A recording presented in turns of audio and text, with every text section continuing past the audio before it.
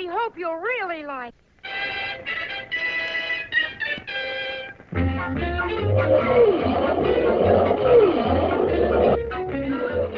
Greetings. This is Professor Neon. You're about to hear a very special and unique program.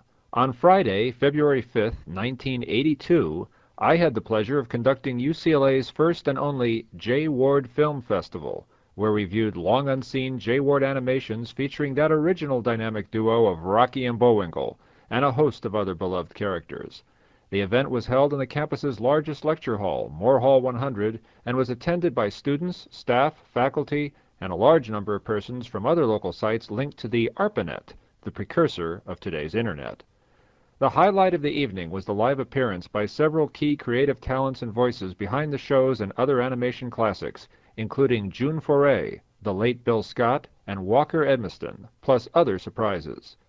These gracious folk gave a live performance of a Rocky and Bullwinkle script and answered an array of questions about the shows, animation, television, censorship, and a range of other topics. It was a truly entertaining and fascinating event. You are about to hear the only existing record of their appearance.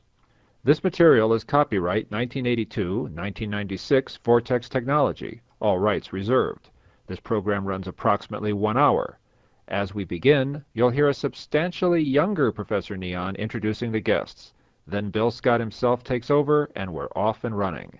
I hope you enjoy this program. It brings back great memories for me. And now, on with the show.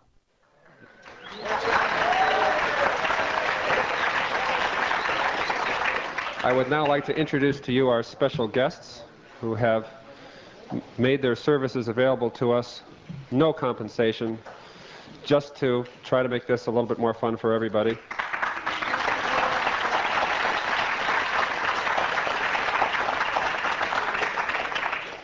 First of all, the voice of our intrepid hero, Rocket J. Squirrel himself, June Foray.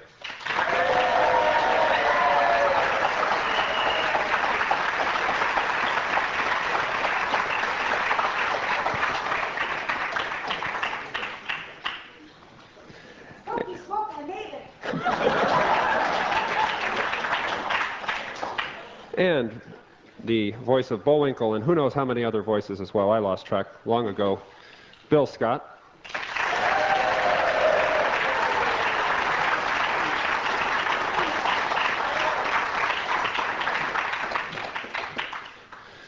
And from the world of Hanna-Barbera filmation and egads, all sorts of other animation as well, and live programming, Walker Edmiston.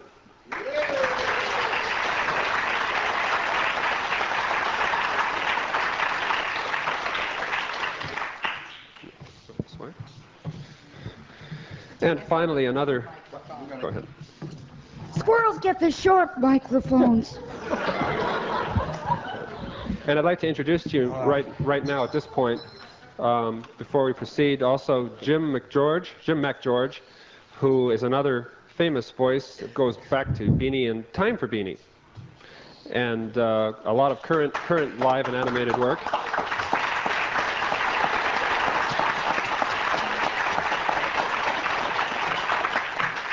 And I'm just going to leave these people alone and let them do what they do best. Thank you. Thank you, darling.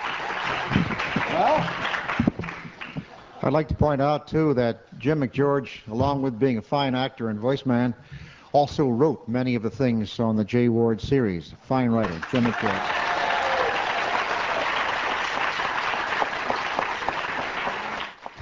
He also does the funniest damn Stan Laurel you've ever seen in your life. He's the one you see on the windshield wiper commercials. Yeah, that's Jim. There He and Chuck McCain. Stand up and let him see you, Jim. All right, we'll get him up here for you because he does everybody. What do I need to tell you except that we are here actually courtesy of ASIFA Hollywood. It's the International Animated Film Society. For those of you who have a real, thank you, for those of you who have a real love for animation, and for those of you who are real buffs of the medium, I can assure you that you are welcome in ASIFA Hollywood, which is an umbrella organization embracing professionals, devotees, teachers, students, everybody from the 9 old men to grade school students in West Covina. We would love to have you. Many of you I know are already members, and those of you who are not, we certainly would welcome you to membership. I understand you're going to go on with this nonsense after we get off the stage, and that some pixie has managed to get an entire episode of the Bullwinkle thing called the Upsidasium story.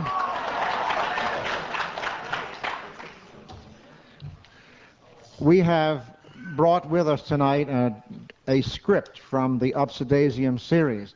I can't tell you at what point in the evening you might hear this. It should be fairly easy on. And we are going to do this script pretty much as we would have done it in a recording studio. Oh, we are? Before we begin, I would like to tell you that Walker is going to be very astutely replacing our narrator, who some of you may know and some of you may not know, was William Conrad, who was Cannon and a number of other, Nero Wolfe and whatnot. Bill Conrad, before he got to J. Ward Productions, had done Matt Dillon on radio. And that was, as you know, a very slow talking part. Then he got into Frank Cannon, which is another slow talking part. And he got a Nero Wolfe, which is even a slower talking part. This represents the only period where Bill Conrad ever talked fast in his life. And another one of our esteemed characters in the J. Ward Mighty Art Players was Paul Frees, who unfortunately is living up in Tiburon. And I asked him why he lived in Tiburon one time, and he said, well, if I live in Tiburon, I'm semi-retired. If I live in Los Angeles, I'm unemployed. But we have worked with Walker before on similar occasions, and he acquits himself extremely well as our narrator. He'll also be doing a couple of character parts. June, of course, does Rocky. She also does Natasha, and she does all the ladies. She was all the witches and Snow Whites and everything else you heard and all these things, except for the occasional old crone that I did. Those are pretty much the only female characters we had on the show. June, would you like to add anything before we hop into this? No, except I'm Jokey Smurf, and I got a surprise for you. We got a good episode here. Also one of the Smurfs. Walker, would you like to greet the people and tell them a few lies? Well, I want to thank you all for inviting me over. That's the wrong voice again, I guess.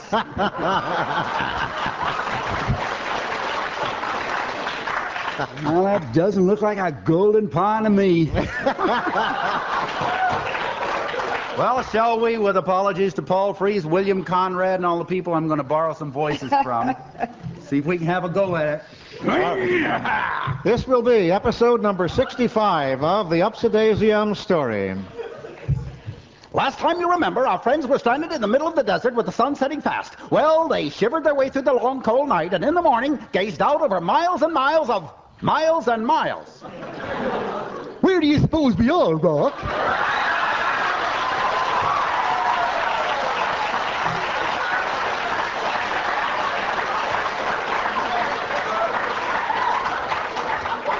We're right in the middle of nowhere, Bullwinkle.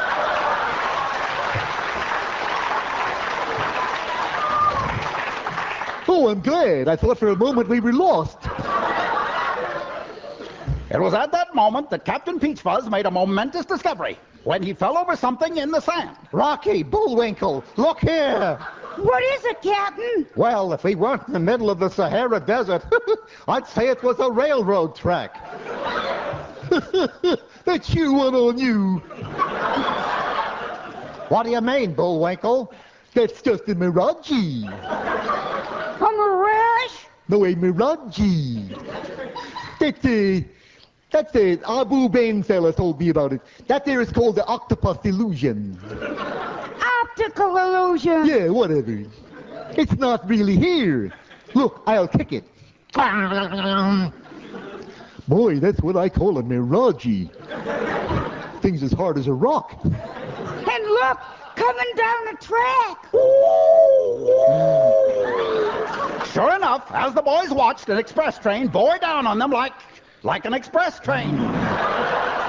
Get off the track, Bullwinkle. Oh, nonsense, Rocky. It's all part of the same mirage. That's not a real engine. No. I'll just prove it. I'll stand right here while it goes by. And Bullwinkle stood directly between the rails and the engine as it hurtled towards him. In the locomotive cab, of course, panic reigned. Now, there's something you don't see every day, Chauncey.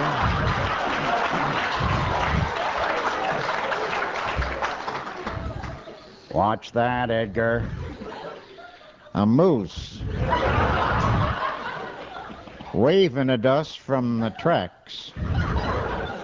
Oh, I don't know, Edgar. Mooses are always pretty friendly. I guess you're right, Chauncey. I'll toot back. Boy,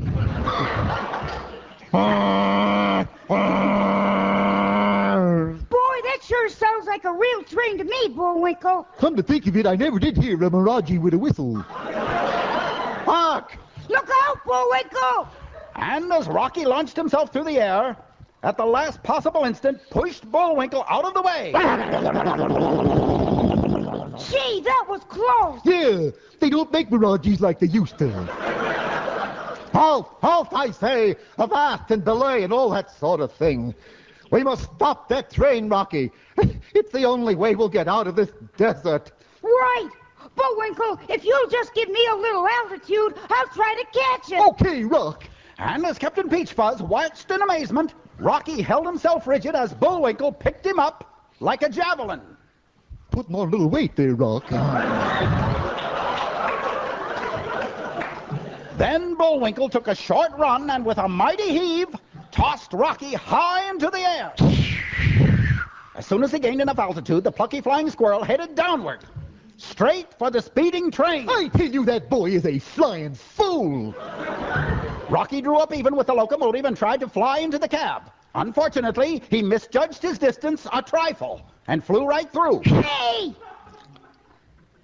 Did you see what I saw, Chauncey? I hope not, Edgar. Looked like a flying squirrel. Hey! Stop the train!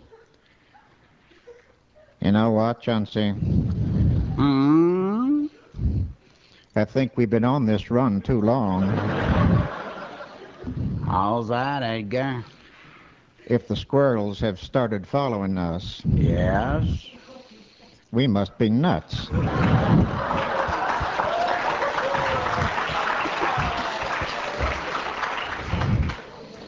Right. Ta-ta, Edgar. Bye, Chauncey. And the two terrified engineers leapt from the cab of the speeding locomotive. Golly, looks like I got here just in time. Rocky threw the brakes on hard, and as the train ground to a halt...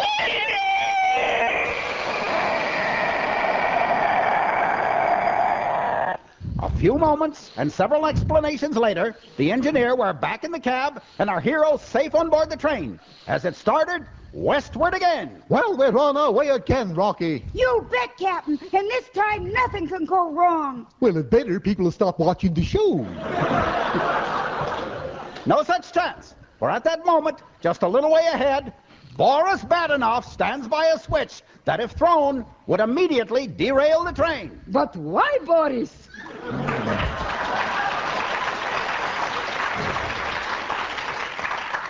Moose and squirrel are on board.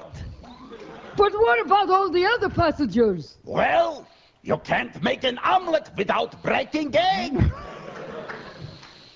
And the fiendish Boris pulled the fatal lever. Don't miss our next exciting episode, A Creep at the Switch, or Sudden Pacific. And there we are.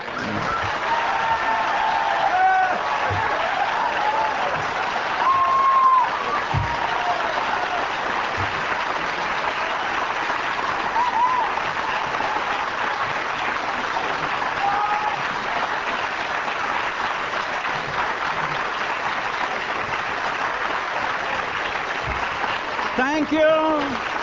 You got any questions? Thank you, friends. Thank you. Thank you. That was really wonderful, wonderful. And remember, that number is Murray Hill 99817. You got any questions, darling? Thank you, one and all. No, you were going to have question and answer. You want question and answer? Oh, yeah. We are here. How many times did you step out of character when you were doing the run-throughs? Step out of character? Do the wrong character. Never, darling. Never. Not if you expect to keep on working. We the wonderful thing we heard from Hans Conried, who recently left us. He was our Snidely Whiplash. We had a thing at the Academy, and somebody asked him to do a Snidely Whiplash voice. And Conried said, "I don't do a Snidely Whiplash voice. I always assumed that they knew the real me and wrote the part around it."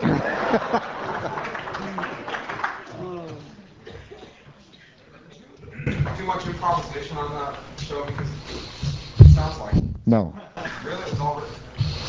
There were a couple of things that would happen if we would do a line and somebody would put something in. Paul was very good at that. Paul was extremely good at putting little things in. We would add a phrase or something like that. But these things were written to come out at 3.5 minutes, and we really didn't have very much time for it. So most of what sounded like people completely dropping out of the plot and carrying on a conversation and so forth was all written in the script before we ever got to the recording session. But I do want to tell you who the writers were. Bill Scott wrote most of the Bullwinkle segments, but then Jim McGeorge wrote some of the Super Chickens, but then Alan Burns, who wrote Mary Tyler Moore, was one of the writers on Bullwinkle. Chris Hayward, who wrote Barney Miller. George Lloyd Atkins, Turner, the Jeffersons. That was Chris our Jenkins, writing some marvelous writers who have since gone on to other more stable and sane ways of making a living, and better paying, I might say. So, how did they find such a crew of people? I really, honest to God, wonder about that sometimes. I'll tell you how Jay got me. I had never heard of him before. I had never even heard of Crusader Rabbit before, and I understand it was a great thing. But one day my agent called me and he said, "There's a guy named Jay Ward. Have you ever heard of him?" And I said, "No." He said, "Well, he wants to take you to lunch because he wants you to do a part on a demo." And I said, "Well, all right, sure." So I met Jay at the Tail of the Cock, and we had a couple of martinis before lunch. And by the time we finished lunch, and I'm not used to a 2-martini lunch, I said, I'll do it, I'm happy to do it. And we did it, I think, in 1958, and a year later, my agent called and said, here we are. And that's how we got together. I'm sorry, what is it? Oh, yes, it exists anymore, and you'll be happy to know that at least once a year somebody in the networks begins to become too messing under his desk about the idea of bringing back some of this kind of material, and we write a script, and we sometimes do a whole schmagegi. You know, I go in with the colored balls and the flash papers and the breakaway suspenders, and we run through a thing, and everybody laughs and falls on the floor and cries because the stuff is so screamingly funny through the first 3 or 4 echelons. Then somehow it gets up to people who are older than you are. And when it gets to people who are older than you are, they care about numbers, and they care about things on pieces of paper, and they really have no idea who you are. They just have no idea who you are. No, they're not. No. You're right. You see, they're not. When we were making the Bullwinkle show, we were constantly chivied by the network and the sponsor for the fact that nobody would get the stuff we were writing. They say, the kids won't get it. The kids won't get it. You're just not going to get it. What they meant is, I don't get it, I don't get it.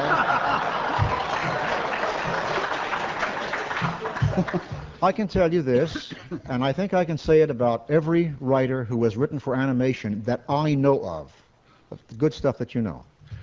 None of them have ever written for kids. I wouldn't know how to write for kids. I write what I think is funny. Guys like Ted Pierce, Mike Maltese, Warren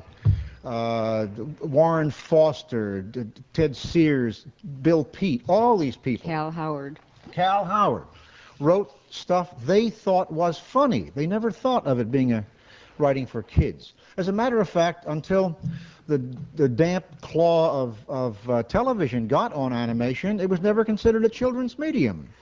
Nope, kids did not make Mickey Mouse a hero. Kids did not make Bugs Bunny a hero. They were big audience thing. At any rate, my answer to the people who said that they'll never get it, the kids will never get it, was, I'm writing for smart kids, and I'm glad you all made it.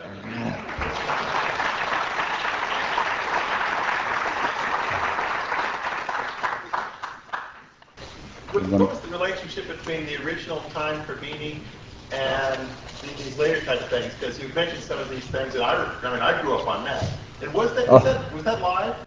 Oh, yes. Okay. Now you're talking to a couple of the original Beanie Boys. We started out with Stan Freberg, Dawes Butler, and Walker Edmiston. The three of us they started in '49. I came in about 3 or 4 months after the show was on the air. And I took over doing a character called Mouthful of Teeth Keith that we created. He was a lion. And then they sort of groomed me behind Freberg. Clampett was a very interesting individual, Bob Clampett. It's a very nice way of putting it. He wanted to protect himself at all times. So eventually when Freberg left, I took over doing Cecil and some of the characters. And Jim there, he ended up doing, with a younger voice, he did Beanie, and he was Uncle Captain. And I did, what the heck, boy? Oh, my little pal, Beanie. And we did those live in a plywood trench with these little hand puppets on our hands, going up through there with the leaking Lena. I guess very early Muppet. So, not really. It just covered the West Coast, up to Ventura and down to San Diego, and that was about it. However, Mr. Clampett, that very interesting fellow, was running off kinnies of everything that was being done and was peddling them all over the country. We weren't supposed to know about that. Yeah. But indeed he was. And actually Beanie was playing, I believe, in something like 40 cities, some of whom didn't know what the hell it was, I suppose. And none of the players knew this. No. Way in the back, loud. Mm-hmm. In fact, Punster or cooperative effort coming up with some of these wonderful stinkers. Our resident what? Punster. I plead guilty.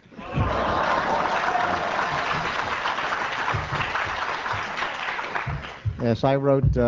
I believe that I wrote all of the puns on the ends of the Peabody series. The world's worst punster. I loved him. But I've always thought that the pun was sneered at by people who could not make one.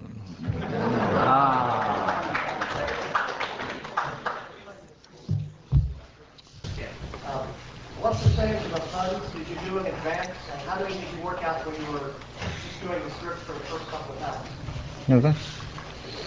How many puns? How many puns did you think of right now in advance? Not that many. No. The writers wrote most of them before we came in.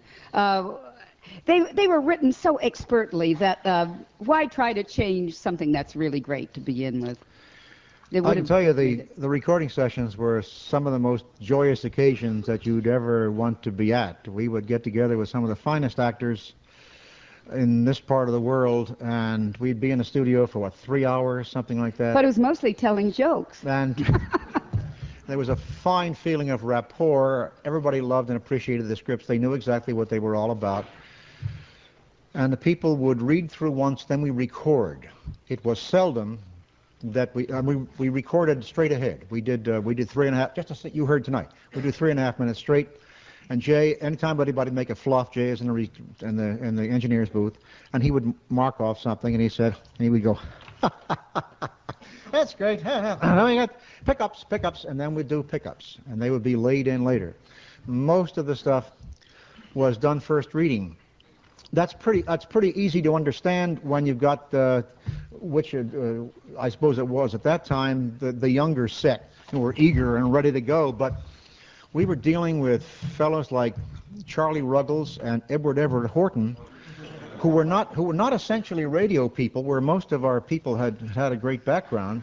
Charlie Ruggles and Edward Everett Horton. Edward Everett Horton was in his 80s when he was working with us. Charlie Ruggles was in his late 60s or early 70s. And these pros would pick up a script, read through it, and chuckle with us and do a one-take thing like you wouldn't believe. It was just a delight to work there. It was incredible working with Edward Everett, because he's essentially from the theater and motion pictures, and wasn't a sight reader to begin with, but he came through. Yes. How many years was the Rocky Bullwinkle series, the animation done for, from 58 or whenever we were first supposed to win? I believe we started in 58. I think the first ones came on the air in 59. No, we started worked through in 59. 63. That was all. We made 178 half hours, and then they decided, gee, maybe we ought to stop this. For no conceivable reason that I could see. Also, we did Georges of the Jungles and Super Chickens after that. You were saying about animation, people think it's aimed for kids. Do you think that cable will bring it back towards aimed for a more wide audience? Hear the question back there? Do we think that cable will bring back television, animation to a wider audience? And I think so, yes. I think you're going to have so much cable, and there's going to be so much material that's going to be just devoured by all of these people that I think everybody will be working. Animators, actors, live action people. Jim McGeorge and I just last week did a pilot for, what is it, NTA releasing, and they're thinking of that very thing. And what we did, I did the Little Rascals and then the Walker Edmiston show in the old Liberty Theater, which is very similar to what the Muppets are doing now. And we had Kingsley the Lion, Ravenswood the Buzzard, Barky the Dog. We drug all those out, and we started doing, and just what you're talking about. I sitting in the man's living room, and I had the puppets, and I was throwing the things, and he said, well, now that's a little slick for the kids. Now we got to think about the kids. And I said, all those years, I played straight out. Grandma, grandpa, mothers, secretaries, waitresses, not necessarily in that order, and if the kids want to watch, let them. I played to the same audience that Skelton liked, and that's what all of this has played to, straight out. We started doing the show, and the guys that pull the cards, now they work Quincy, they work all the comedy shows, because their Batman was there, the Hulk was there, Spider-Woman, everybody, and we were back with the puppets. And the guy said they could hardly wait to get in for the second day because they don't see that kind of humor anymore. The same thing you're seeing here. Structured comedy that builds, punch, payoff, then kicker. And I think you're going to have less network control when you have cable, and I think you'll get a better piece of material. One of the things that cable has already done, for those of you who watch it will know, is that it has provided a much wider audience than was ever imagined for some of the finest animated cartoons that have been made in the past 15 or 20 years. Things that come up and win an Academy, and they're never seen. They really are never seen. There are animation films being made in this country and in Europe which are garnered with prizes that have never been seen by a wide audience. And cable is giving those films a chance to be seen, and by showing that kind of material, it is, God praise him, educating an audience to see stuff and know stuff and appreciate stuff, and hopefully to ask for stuff. Oh, you are doing now, besides those once-a-year rejected scripts? The old gang He is owns a together string of again. horses, which is enough to keep anybody busy. No, Jay is. This is only one thing he does. You see, along with being a fine stableman, he is also a collector and trader in fine arts and antiques, and he's a hustler. He does all these. Also, we're still doing the Captain Crunch commercials. Yeah, the we're old gang is back together again, or still together. We have been doing commercials for the Quaker Oats Company for God, almost as long as we have been in existence, I suppose. The Quaker Oats Company came and knocked on the door and said, "Would you please do some things for us?" And Jay said no, which intrigued them mightily, I suppose.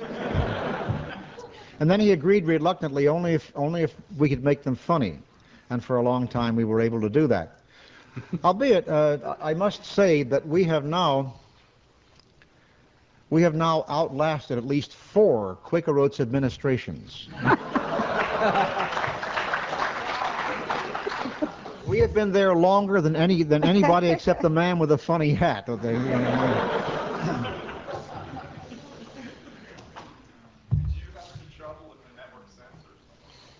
Oh, constantly, yeah. Doesn't everybody?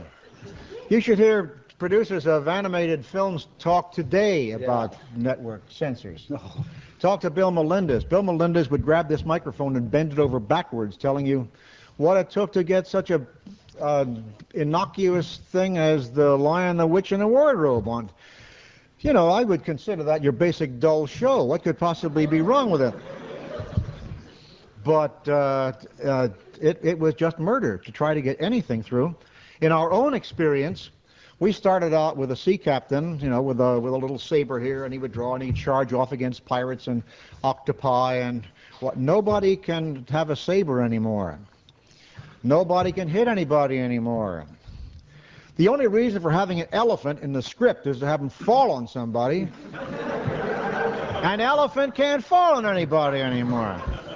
We had a very interesting thing happen. Some of you may be familiar with all the Sid and Marty Krofft shows, H.R. Puffin stuff and Lidsville, and there was one called Land of the Lost. Dad with 2 kids, and all the lizard people. The Slee Stack were all top-notch basketball players. I was Enoch, the Altrusian, always searching for the dimensional doorway back into time. But what this leads to, talking about the censors, now we had them there all the time. One Joe Terra started out, and he became in charge of all children programming for the network. But we shot against chroma key. You know what chroma key is? It's blue. We're working against blue. You look over in the monitor, and here's a Tyrannosaurus coming up. And they look up and see him.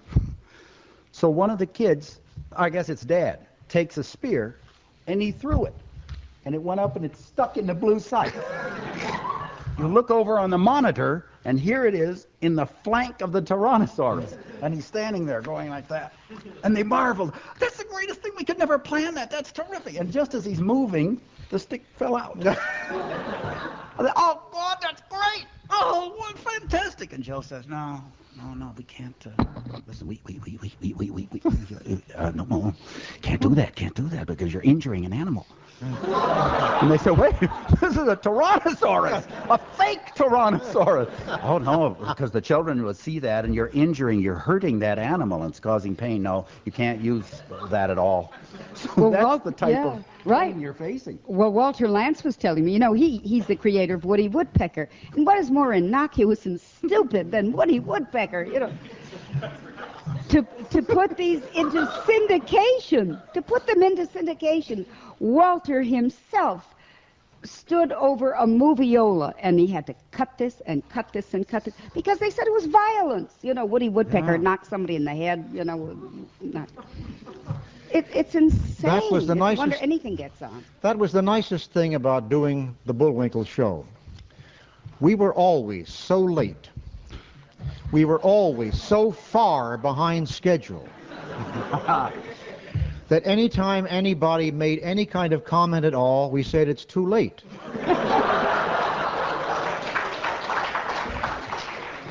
We did have an interesting contretemps over. Say what? Say what? They know. You don't know, but they know. I see. Over a sequence in which Rocky and Bullwinkle were taken to an island by natives and they were put into a pot, all right? And they're there with a fire underneath them, and a scream came from the network and said, "You cannot do cannibalism on a kid's show!" And we wrote back and said, "Is it really cannibalism to eat a moose and a squirrel?"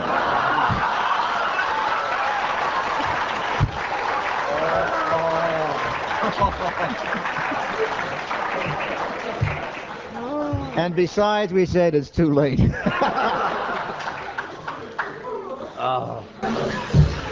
Your problems with censors reminds me of Elderly Man River. Oh. What happened to Stan Freberg, and is there any hope for a resurgence of the history of America? Well, I would certainly hope so. That's one of my. I'm in the middle of. I'm just at the end of wearing out my second record of United States of America. That's one of my all-time faves, and I get it out and play it every once in a while. I say all the lines along with the people. Did you work on that one, Walker? No. No. I did. Yeah. You did, June. I know. Yeah, I got all the junk jewelry left. Did the Indian lady with the junk jewelry. I thought it was superb. Stan, as I understand, has the second Already part of it written, all yeah. written, but really he got so much flack from that that people got very, very nervous, and they passed it by. Now, whether that kind of thing would go again in that format, I don't know. A lot of the United States of America depended upon the whole musical setting, which I guess you would call late showbiz or early Las Vegas in its setting, in the bigness, big orchestra, how you did stingers and rides and so forth, right out of the last stages of big radio. And I don't know whether people are familiar enough with that to catch it up and appreciate it anymore. But I certainly hope that you are right. I know Stally is still around, dippy as ever, and I'm sure he'd like to do it. When we did St. George, excuse me. Sorry. No, when we did St. George and the Dragnet, we were talking about the big bands and so forth. We would do the dialogue, and Billy May was right there with his big band recording in the same room, and we did it all together. Yeah. What I was wondering is, a lot of Stan Freberg, United States of America, will understand a lot of the jokes, especially in like, a fellow has to be careful what he signs these days, are very sort of topical to the area. That's, straight on the McCarthy. And I'm curious, in the second half, how much of it would have to conceivably be rewritten because it was originally written in that era? Well, you'd have to take 2 Indians to lunch today, I guess. I think if we wait a little while, we can produce the same album and.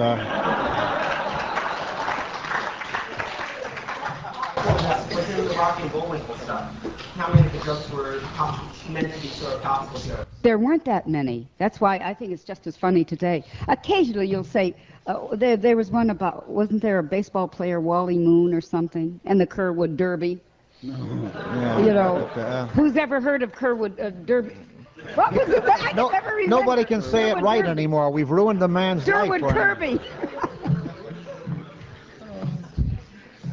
Whatever, to answer your question, whatever seemed to fit and make a joke, we would put in. We tried not to make it absolutely topical, like News of the Week, but we consistently jabbed at some very easy targets. We jabbed at corporate bumbling and the venality of the hookers and the grabbers in the world. We always indicated that the military didn't know what they were doing. We had a mindset, as it were, but I don't think we had any axe to grind, and we certainly weren't an agitprop show. There was a voice during the Jungle of the Week Stalkers. I also heard, was that Phil Silvers or somebody else with a voice like? What was the voice? That was Dawes Butler doing a Phil Silvers impersonation. Oh, yeah. What was his name? Huh? Abdul Bay Window or something like this. Yeah. Who was Ponsonby Britt? I mean, besides the... Ponsonby, old Ponsonby. Those of you, do you know what he's talking about? The man asked who is Ponsonby Britt. You know who's Ponsonby Britt? Okay. Ponsonby Britt on every J. Ward Productions was listed as executive producer. The reason was that people would keep writing to us and asking for our bios and interesting stuff about us. J. Ward and I led at that time exemplary lives. There was nothing you could hang a story on, you know. You know, a nice guy, he goes to college and he sort of gets a little time in the army, and then he goes in the picture business, and then he gets his show, and he's got a wife and a couple of kids, and he lives out in the suburbs, and so we invented Ponsonby Britt. And we made him just as dashing a figure as we could, an ex-RAF pilot, had only one leg, lost the other one consummating an affair with a chippy in a London underground when the train came along, refused to stop. Ponsonby, not the train, you fool. Anyway, a fellow with a hell of a bio, and anytime anybody wrote to the studio wanting some information, we'd send him Ponsonby Britt's bio.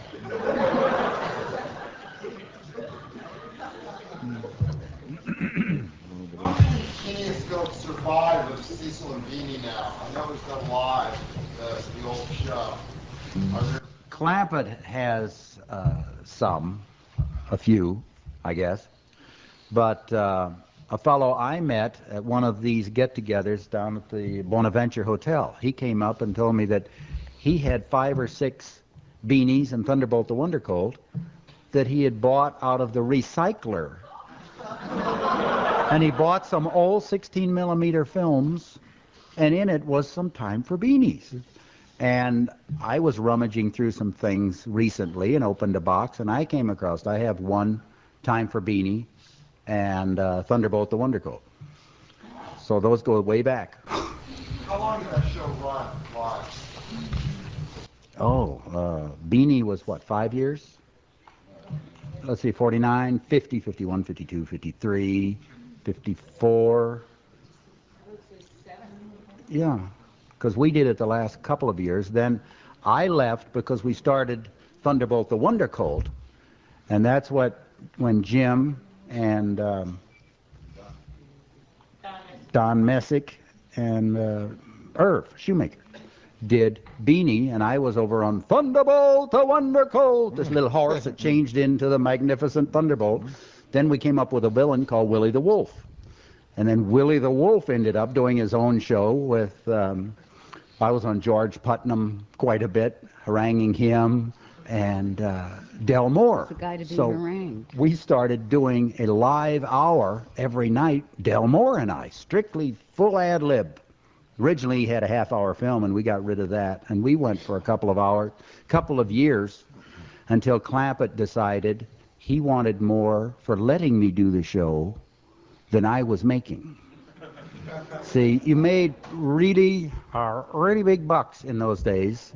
I think I was getting $250 a week for an 8-hour day, and he wanted $500 a week because he had my name on a contract. So I was going in, ad-libbing the show every night from 5 to 6 or whatever it was, but he wanted $500 a week to sit home and watch it.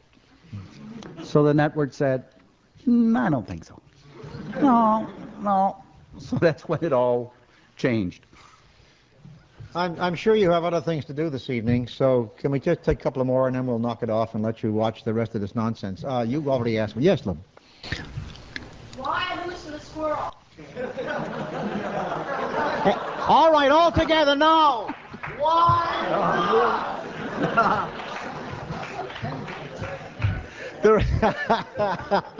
You're a great group. You pick up the cues pretty quick. The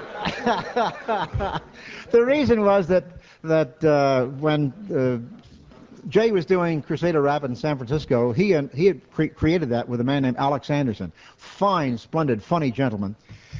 And as Crusader Rabbit was sinking into the sunset, they were asked to come up with some other ideas. Among them was a musical variety show done in a small Minnesota town with all animals trying to do crazy things. I would guess it would be like an early version of El Grande Coca-Cola or something like that, with everybody trying to be somebody they weren't. Didn't really make it. Nobody bought it. But Jay fell in love with two of the characters on it. And one was a moose and one was a squirrel. And the first time that I talked to Jay, when we were talking about his projects rather than somebody else's, he said, do you think you could write an adventure strip with a moose and a squirrel? And I, being unemployed, said, hell yes. So that's why it's a moose and a squirrel. Where did you get that voice? You don't, your voice doesn't sound anything like it. How did you develop it? Where did you discover the Bullwinkle voice? What the hell is she talking about? My God, I don't sound like that either. Except when she gets mad, and she sounds that way all the time. But no, it's a. I guess the reason is that June, Dawes, Paul. I don't know whether you did, Walker. Came out of radio. Came out of radio. Did a lot of stuff on radio. Well, when we started knowing about radio, when I started knowing about radio, these people were already making a living in it. When I started knowing about radio, it was very, very useful to be able to do more than one voice and be able to double without anybody knowing it was the same actor, because they didn't have to pay you anymore in those days. And if you could do 5 voices, they would hire you because they didn't have to hire 4 other actors. And that is the shoddy way that people began working on developing different kinds of voices. The Bullwinkle voice, for example, I didn't know that I was doing, really. As a matter of fact, I didn't know I was going to be on the show. I was hired as a writer, and I did a pilot, and I read the pilot, various sections of the pilot to Jay, and he'd always laugh like a fool, but I was reading all the parts, right? And we got to the recording session, and I said, he said he had got June Foray and he got Paul Frees, and I said, who's going to do Bullwinkle? And he said, well, why don't you? And I said, well, right. That's where it came from. But how you do it, I really don't know. If you would like to know more, this lady is teaching a course at, you'll pardon the expression, USC on this very thing. Sorry about that. I'd much rather teach here, closer. But I think that she would agree with me that if you don't come into the course knowing how to do different voices, it is very, very difficult to teach you. It's just very strange. Oh, George got biggest vine in jungle. Dudley Do-Right. Oh, yes, then there was Dudley Do-Right of the Mounties, your friend and mine. Firm upholder of the law, the only man ever to arrest a redwood tree. For loitering. What else? It was Peabody the dog. And, well, I guess that's it. Twisted Way. Good God, who remembers that? Oh, my God, he that was Bill Conrad and Dawes Butler. Yeah, Quake was Dawes Butler. Our old friend Bill Conrad was Yeah. Quake. Yeah, they stopped making the cereals because the commercials were better than the cereal. Hey, you want to hear a funny one? How many of you ever heard the Waffle Whiffer on television? Yeah? Yeah. Waffle, waffle, waffle, waffle, waffle. So, Quaker Oats Company began producing this stuff, right? They began to produce the frozen waffles, and they wanted to give them a lift, and so they said, why don't we get to see if they can get kids to buy them? So we invented a Waffle Whiffer. And they had to stop the Waffle Whiffer. They couldn't keep the stuff in the stores. Yeah, after the Waffle Whiffer had been on the air for about 3 weeks, they pulled all the commercials because all the stores ran out of stuff. Then they put back in, and their sales went up, but so did everybody else's. Isn't that marvelous? Everybody else's sales went up because they got the waffle, waffle, waffle, waffle. They go out and buy Eggos.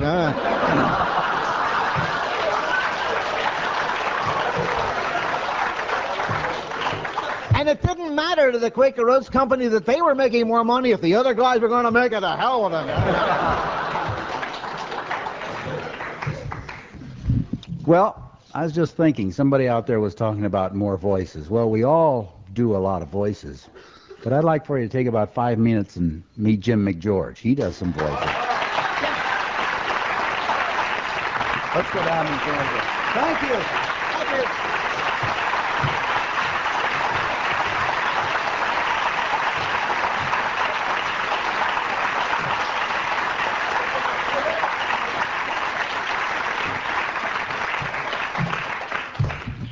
Thank you. Boy, you know, when I was standing back there, and when I'm working different kinds of material, I hear that tempo inside and that certain beat. And when I'm doing the Laurel and Hardy thing, I hear that beat, and I didn't realize how fast that stuff moves that you do, Bill. And I'm trying to think what I do that moves that fast. And I'm thinking the only thing, when I'm doing an Abbott and Costello, I can almost feel that beat. I did a golf tournament recently, and I put them out on a golf course. I did all the announcers. And they all whisper in those golf tournaments. But I said, and I did a Cosell thing. I said, how might Cosell? There's action down on the course, so let's go down to number 1 and Maury Lambert. Thank you very much, Howard. This is Maury Lambert at number 1. I'm keeping my voice very low. There's action here. Chet Wrinkle, where are you located? Oh, this is Chet Wrinkle, Maury. I'm at 14. I'm keeping my voice low. There's action. Henry? This is Henry Longhurst at the par 5, number 16. Carl? This is Carl. I'm over here by the trap in between the rake and the hose. This is Maury, number 1, gang. Abbott and Costello just arrived here. Let's move in. This is not good. Hey, bitch! Quiet, Costello. Can't you hear they're out there getting ready to play golf? Abbott, do you know the names of the fellas up there in the tee?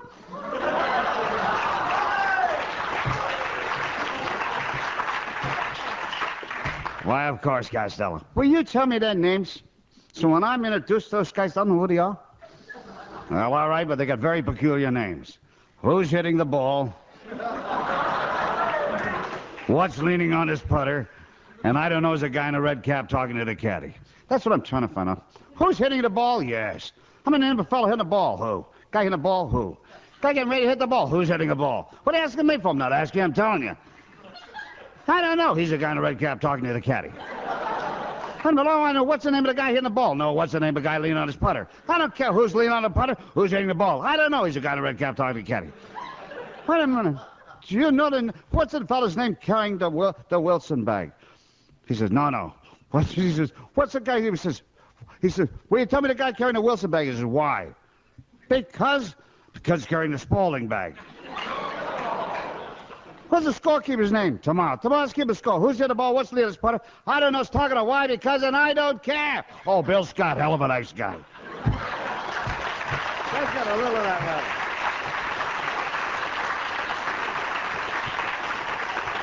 right. But we have a long evening here, and there's a little thing that, you know, when they were studying, they had made a survey on some of the comedy teams, and the ones most mentioned were Laurel and Hardy, Abbott and Costello, Ward and Scott, and the L.A. Rams.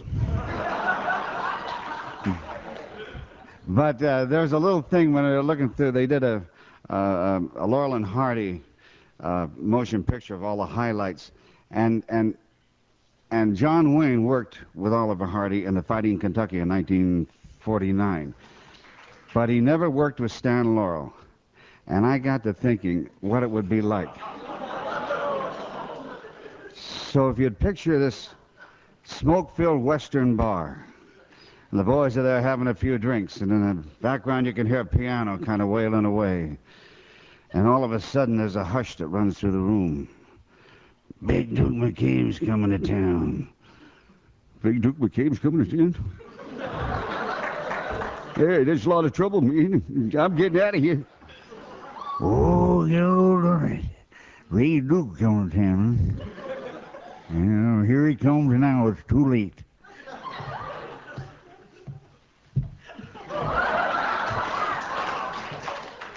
All right. Which one of you sodbusters is Oliver the Hardy?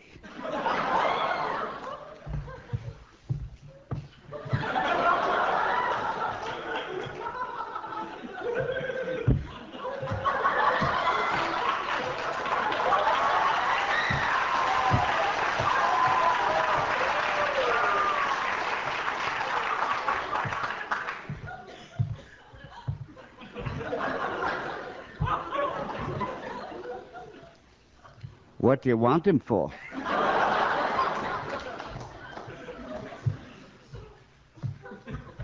Well, he stole my girl, and I plan to kill him.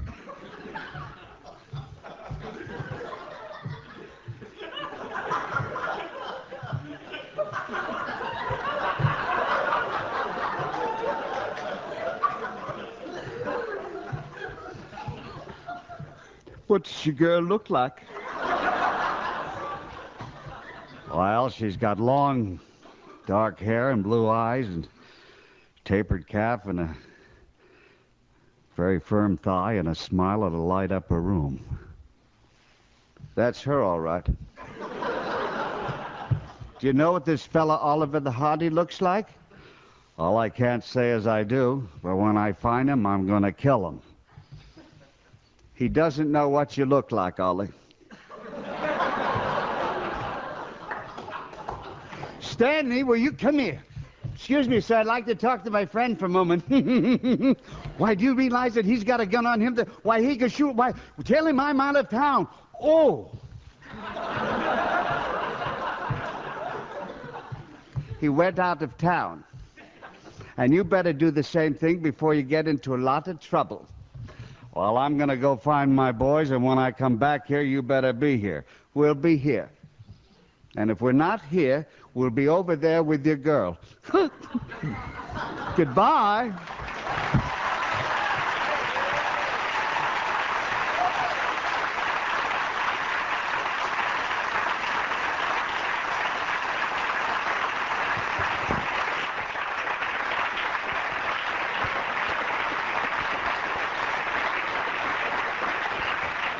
Let's have one more round of applause for all of them, please.